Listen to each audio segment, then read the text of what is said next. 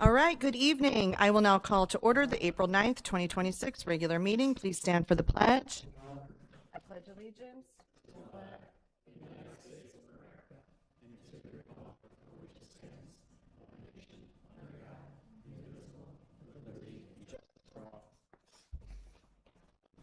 Can we get the roll call, please? President Ruffing. Here. Vice President Anzier. Here. Commissioner Balakrishna. Here. Commissioner Jacks. Here. Commissioner Janner. Here. Commissioner Risbald. Here. Commissioner Thompson, absent. And do we have any matters from the public? We do not. Okay. All right, we will go right into updates and reports, starting with Riverwalk. The Riverwalk Commission met yesterday. We received the Riverwalk accessibility presentation by North Central College occupational therapy students, which was really insightful. We also reviewed the 2025 year-end Riverwalk financial report. The next meeting is scheduled for May 13th at 8:15 at the Municipal Center. And for Finance Committee, we have no report. And moving on to Legislative. No report. Thank you. Parks and Rec Committee. No report. All right, on to the board president. So tonight I want to begin by simply saying thank you. The Naperville Park District Board and staff are deeply grateful to every community member who engaged throughout the referendum process. Those who attended meetings and open houses, asked questions, shared their vision via community surveys, and ultimately went to the polls. Your participation made this possible, and your trust means the world to us. The community's authorization to construct a new community activity center at Frontier Sports Complex and to acquire additional land to preserve, restore, and maintain open spaces and extend our trails is a reflection of shared values. It tells us that Naperville residents are invested in this community, that you want to see recreation amenities that serve a diverse and growing population, that you believe in the future of this city, and that is something that this board does not take for granted. The Park District is fully committed to delivering this community activity center responsibly, transparently, and in alignment with the priorities that you have shared with us throughout the process. In the coming months, we will keep you informed and engaged as we move into the next phase of this important work. And I have one staff milestone anniversary to acknowledge. John Tepper is celebrating 15 years of service in a full-time position this month. He is the Parks Operation Manager for the South Parks Division. And now moving on to the Executive Director's report. Thank you, President Ruffing. The Park District, along with other community agencies and organizations, is hosting events and volunteer opportunities during Earth Month Naperville, which takes place all April long. Visit the Park District's website to explore ways to get involved in the community and help make every day Earth Day. As part of Earth Month Naperville, the annual shredding event, co-hosted by the Park District and Naperville Police Department, is this Saturday, April 11th, at the Centennial Beach parking lot. Attendees can bring a maximum of 2 cardboard bankers boxes or paper bags per vehicle to be shredded and properly recycled. Please remove all metal and plastic binder rings or clips beforehand. This free event will take place from 8 a.m. until 11 a.m. or until the trucks are filled. Get ready for Junior Golfapalooza at Naperbrook Golf Course on Saturday, April 25th. Youth ages 5 to 17 can learn the game or refine their skills with instruction from PGA professionals. Participants will take part in clinics focused on full swing, chipping, and putting, along with fun games. Event registration opens Saturday, April 18th. The summer program guide will be available for viewing and exclusively on the Park District's website beginning Wednesday, April 22nd. The upcoming edition highlights a wide variety of summer programs, free community events, and popular summer destinations. Residents can register for summer programs beginning Monday, April 27th at 8:30 a.m. Additionally, fall soccer registration begins at noon on Tuesday, May 5th for girls and noon on Wednesday, May 6th for boys. Please note that registration for Park District summer camps is already in progress. Additional information on our programs, events, and facilities and other Park District news can be found at napervilleparks.org. Thank you. Thank you. All right, moving on to the Treasurer's report. Move to approve the February 2026 Treasurer's Report, which includes Commissioners' expenses totaling $425 for attendance at the 2026 IAPD IPRA Conference. Second. Roll call, please. Vice President Anzier. Yes. Commissioner Risbald. Yes. Commissioner Balakrishna. Yes. Commissioner Jacks. Yes. Commissioner Janner. Yes. President Ruffing. Yes. Okay, Marissa, can you please read the consent agenda? Item 5.1, approve March 2026 disbursements in the amount of $950,493.02. 5.2, approve March 2026 customer refunds in the amount of $1,171.04. 5.3, approve March 26, 2026 regular meeting minutes. 5.4, approve March 26, 2026 executive session closed meeting minutes. 5.5, accept the base bid of Patriot Pavement Maintenance in the amount of $57,921.30 as the lowest responsive and responsible bid, and to award the contract for the 2026 district-wide asphalt emulsion seal coating, and to authorize staff to carry a further 5% contingency for a total authorized expenditure for the project in an amount not to exceed $60,817.36. 5.6, accept the base bid of Denler Inc. in the amount of $32,028.22 as the lowest responsive and responsible bid, and to award the contract for the 2026 district-wide bio-based asphalt rejuvenator application, and to award staff to carry a further 5% contingency for a total authorized expenditure for the project in an amount not to exceed $33,629.63. 5.7, award the contract for the 2026 bus transportation services for camp programs to First Student in the amount of $69,420. 5.8, award the contract for the Alfred Rubin Riverwalk Community Center roof restoration project to Anthony Roofing Tecta America LLC in the amount of $270,000, and to authorize staff to carry a further 5% contingency for a total authorized expenditure for the project in an amount not to exceed $283,500. 5.9, award the contract for the Knock Park Playground Renovation Project to Innovation Landscape, Inc. in the amount of $129,271.68, and to authorize staff to carry a further 5% contingency for a total authorized expenditure for the project in an amount not to exceed $135,735.26. 5.10, authorize the executive director to issue a purchase order to Forever Lawn Chicago LLC in the amount of $132,635.33 for synthetic turf for the Knock Park Playground Renovation Project procured through the district's membership in the Sourcewell Purchasing Network. 5.11, award the contract for the North Maintenance Facility Rooftop Unit Replacement Project to Carrier Corporation in the amount of $33,516, and to authorize staff to carry a further 5% contingency for a total authorized expenditure for the project in an amount not to exceed $35,191.80. 5.12, award the professional services contract for the Nike Sports Complex Site Improvements Project for a lump sum fee not to exceed $183,788 to Upland Design Ltd.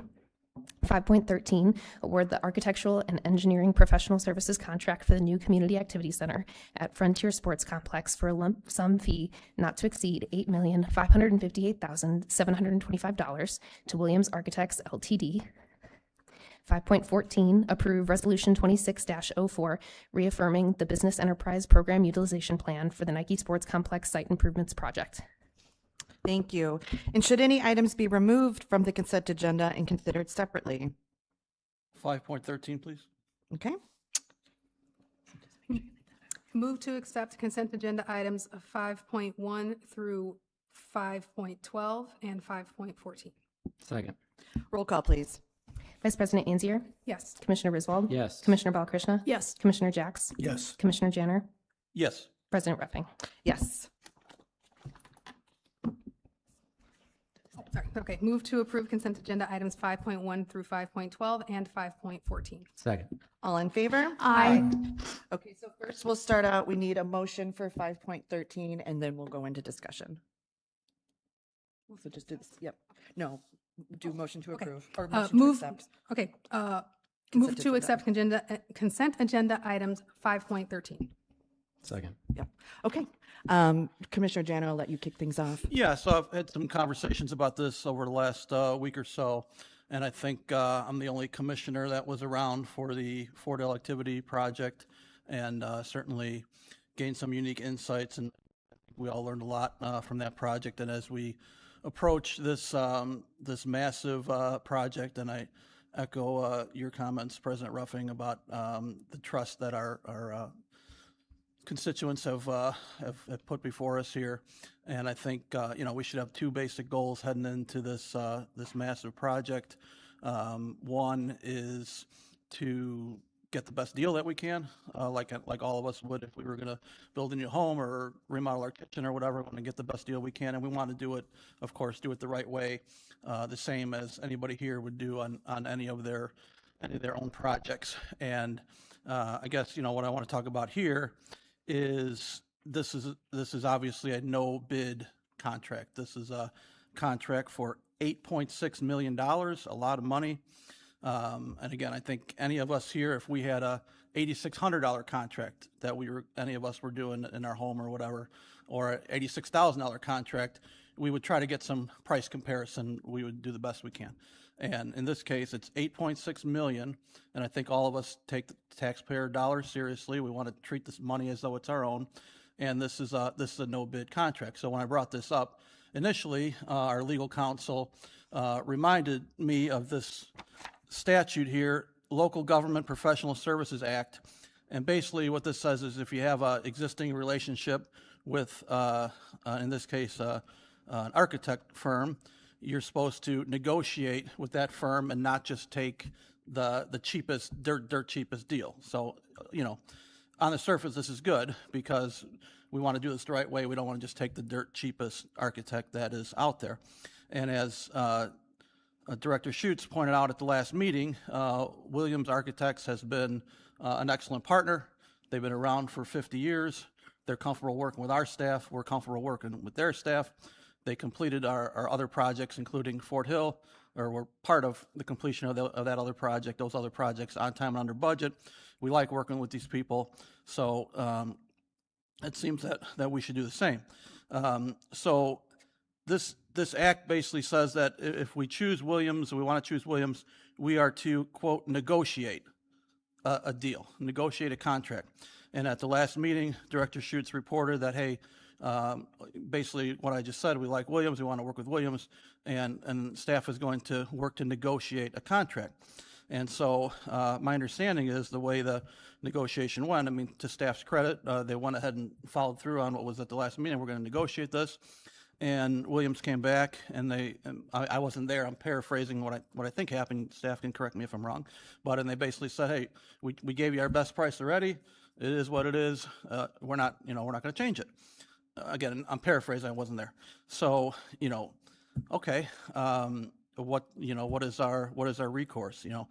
In my opinion, we should go back and further negotiate. I think Williams had an inkling that they were going to get this project because of all the reasons we said before, and because they were involved on the front end of this thing. And I think they probably padded or cushioned the number a little bit. And I don't think that's bad. If I were in their shoes, I would do the same thing. They're a for-profit entity. They want to maximize their profits. It's a government contract. They think they're probably going to get it. You cushion it a little bit. You pad it a little bit. Maybe it's 5%. Maybe it's 10%. I don't know. Maybe it's 15%. $8.6 million, that's a lot of money. So, I would propose that we go back to them and we say, take a look at this again, sharpen your pencil a little bit, and try to identify, again, we want to do it the right way. I'm not saying we cut corners. Take a look at this contract. Is there anything in there that maybe we don't really, really need?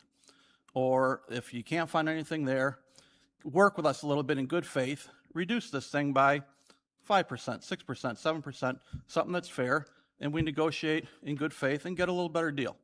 And okay, what are we going to do with that extra $400,000? We're not going to bank it. We're still going to spend the money on the project. No one's saying don't spend the $120 million that the taxpayers approve.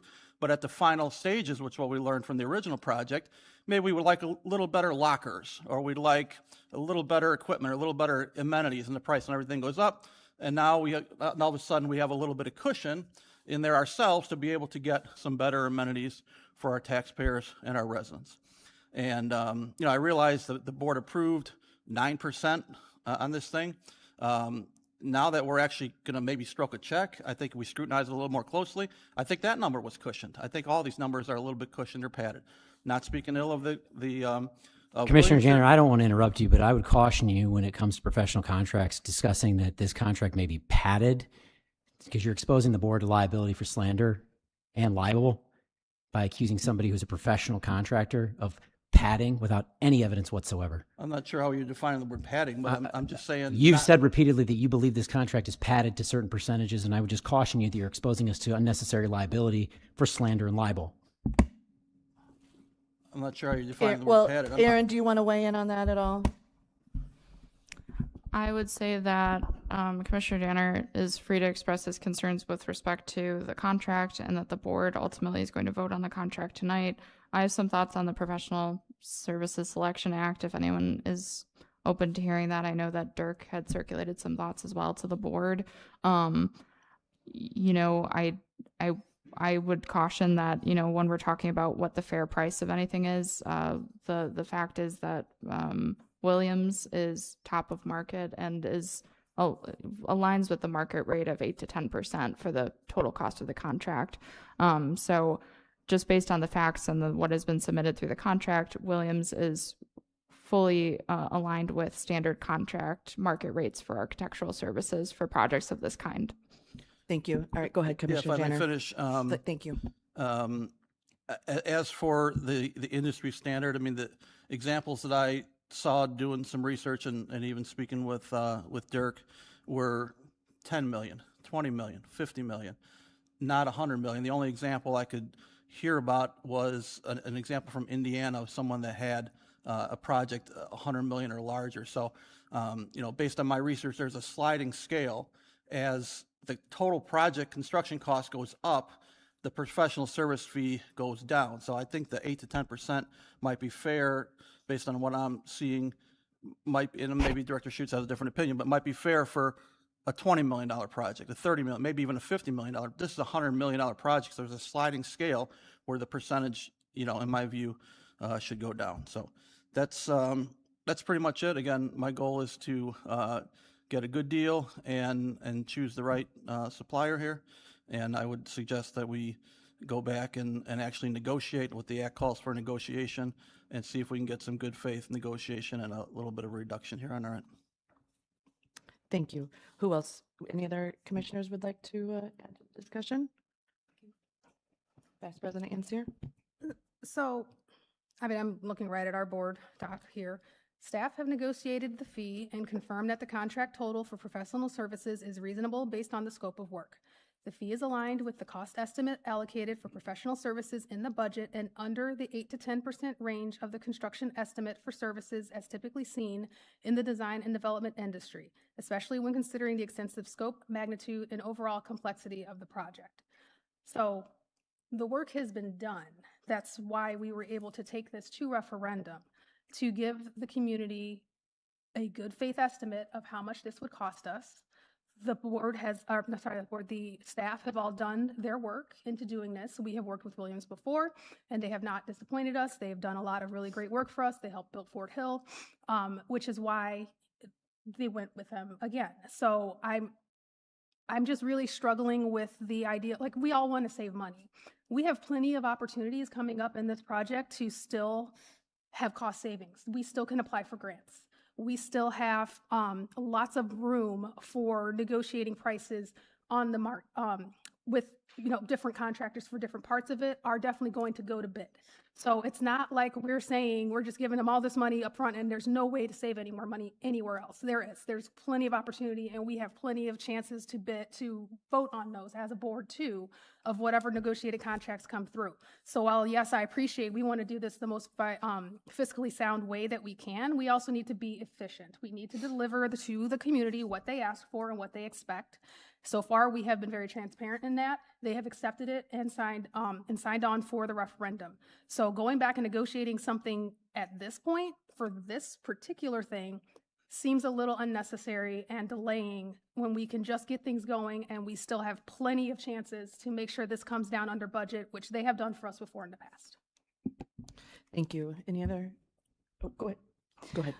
Yeah, so I want to echo those comments as well. From my understanding and my conversations, this has been well negotiated, and you know, this is a fair market price that we're getting here. It's been negotiated also with, you know, the expectations from the community. I think we have a responsibility to deliver a high quality activity center. You know, we've been able to be fortunate with Fort Hill that we have been able to have this high quality facility that's been designed very well. It's going to last us a long time. I think the return on investment is also really, really important. So we need to make sure that the public is getting what they are investing in, because as you pointed out, you know, this is a lot of money. This is an investment for the future. And we want to do our best to make sure that, you know, we're making sure that this is fiscally responsible, but also high quality. It's going to last us a long time.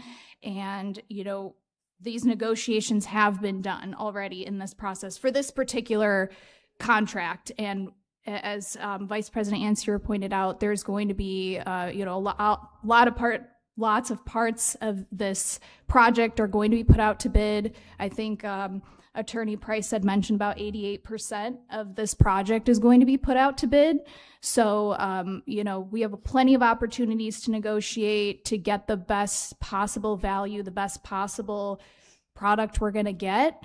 And, you know, I think our staff has been responsible in this process, and I have faith that they're going to continue to be responsible in this process. And, you know, we're going to provide that oversight as well throughout this. But, you know, with respect to this contract, I think there has been fair work done to make sure that this is a fair deal and that we are going to get the best possible out of this from folks that we've worked with who we know are going to give us a high quality outcome. Thank you. Executive Director Wilson, do you want to mention something real quick? Yeah, I just wanted to mention that there has been quite a bit of negotiation and work done by staff with Williams, multiple contacts with Williams as we've developed this contract. And while the price that they've provided to us, maybe that has not changed as part of those negotiations, there have been different services that initially were not included in the price for the contract that have been added in and are not additional alternates that the Park District might need to pay for further down the road. Overall, the contract represents about 7.9% of the estimated construction cost, which is below what we're seeing with that 8 to 10% standard. We have similar types of facilities comparables for these types of contracts that range anywhere from 8.25% to 10%.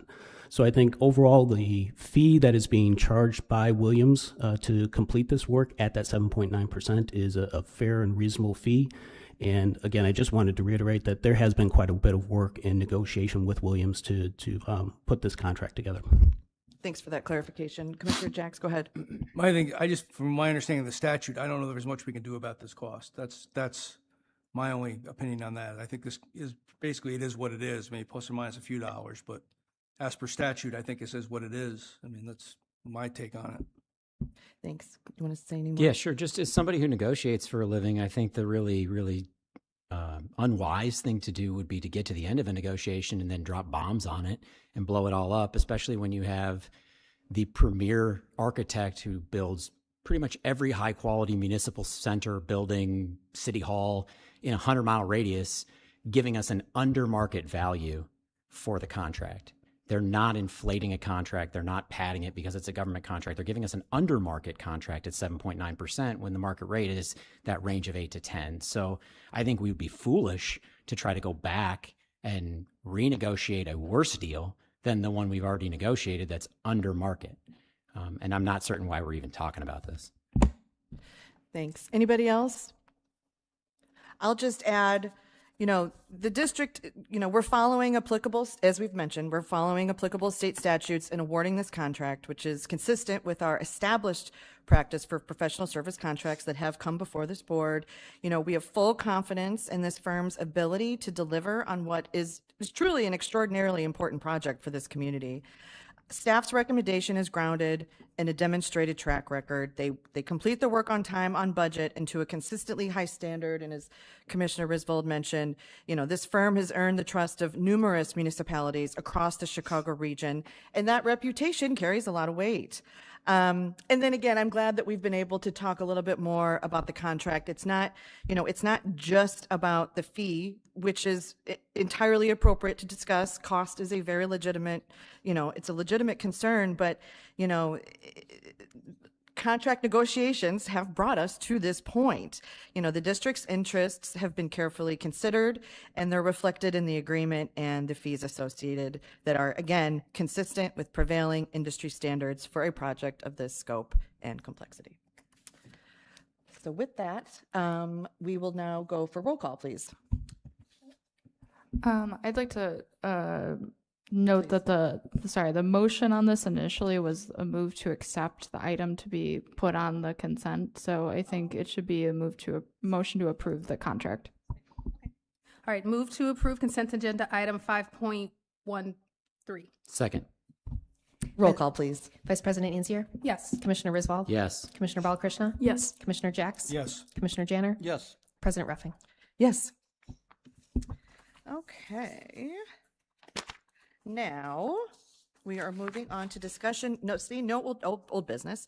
Moving on to discussion, new business. So the next agenda item for the board is to consider adoption of resolution number 26-05, expressing official intent regarding certain capital expenditures to be reimbursed from proceeds of an obligation to be issued by the Naperville Park District. The district has developed a list of capital projects for which it reasonably expects to reimburse itself for the expenditures related thereto with the proceeds of one or more obligations, and that the Board of Commissioners would consider the adoption of a resolution expressing its official intent with regard to such expenditures. I would now entertain a motion to adopt resolution number 26-05. Move to adopt resolution 26.05, expressing official intent regarding certain capital expenditures to be reimbursed from proceeds of an obligation to be issued by the Naperville Park District, DuPage and Will Counties, Illinois. Second. Any discussion? All right, roll call, please. Vice President Anzier? Yes. Commissioner Riswald? Yes. Commissioner Balakrishna? Yes. Commissioner Jacks? Yes. Commissioner Janner? Yes. President Ruffing? Yes, the motion has carried and resolution 26-05 is adopted. All right, now moving on to 7.2, the 2026 to 2028 strategic plan. Yes, in 2025, the Naperville Park District engaged with the Northern Illinois University Center for Governmental Studies to facilitate the process to create the 2026 through 2028 strategic plan. The process began with gathering input from stakeholders using a variety of methods, including completion of staff and community focus groups, interviews, and a staff survey, culminating with a series of leadership workshops that resulted in the development of an updated mission, vision, core values, strategic goals, and strategic priority areas. A copy of the plan was included in the April 3rd weekly packet for board review. The 2026 through 2028 strategic plan document provides a summary of the strategic plan development process and the proposed mission, vision, core values, strategic goals, and strategic priority areas. The proposed updated mission of the district is: we create welcoming recreation and park experiences that support wellness, foster connection, and serve the community's diverse interests and needs. The proposed vision of the park district is to offer high-quality, innovative, and welcoming experiences that strengthen community bonds, enhance quality of life, and support the well-being of all residents. And the proposed core values include wellness and health, inclusivity and accessibility, community connection and partnerships, environmental stewardship and sustainability, and public safety. The plan includes several short-term and long-term goals and is meant to serve as a roadmap for the Park District with flexibility to adapt to changes in district operations and community interests. The strategic plan goals and implementation schedule will be reviewed regularly, with progress updates provided semi-annually. The next step in the process is to present the plan for board approval at the April 23rd board meeting, and I wanted to see if there were any comments or questions from the board this evening prior to bringing for approval. Thank you. No, I just wanted to say I'm really happy with this. I read through it and I was really excited to see the product of all the work that's been done to put this together. And I think Northern Illinois University, has been a great partner for us in helping us, facilitate all of this. So I'm just really excited about this and moving forward for the next 3 years. And I'm excited that we got to, update a little bit of our mission and vision and all of that too. I think it better reflects, everything that we provide here and the high quality services that we provide here. And I love that we were also able to update some of those core values. So I think this really reflects the impact we have on the community. So I'm really excited about this. Awesome, thanks. Anybody else want to say? Go ahead. No, please go. Oh, it's okay. I was going to say, I agree wholeheartedly. Going through the process and, kind of coming through a lot of those words and a lot of those phrases, the whole team, everybody was here. Some of you were on my team. They came up with some of these. So I think it's really come together nicely. I was kind of worried, not actually worried, but in my mind, man, how are they going to condense all of this? Because there were so many great things we wanted to say, and I think it captured it nicely. So I'm really excited about it. I just wanted to echo all that. I agree. I'm really proud of all the hard work of staff and everybody on the board and all the really, really great work that went into this. And I'm excited to execute it. It's going to be really, really great. And I'm pumped. So thank you all very much for all your hard work.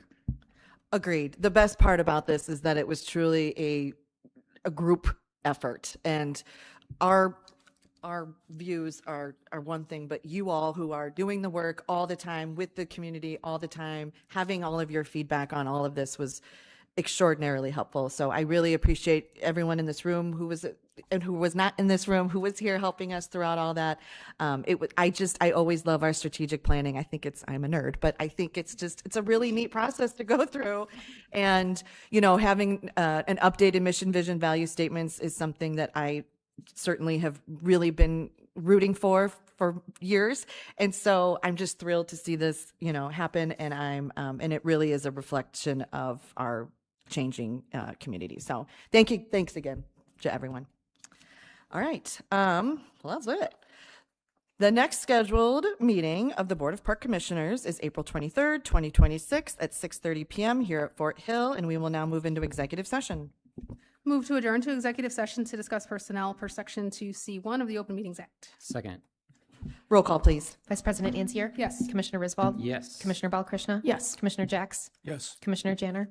Yes. President Ruffing? Yes. Thank you all. Have a good night.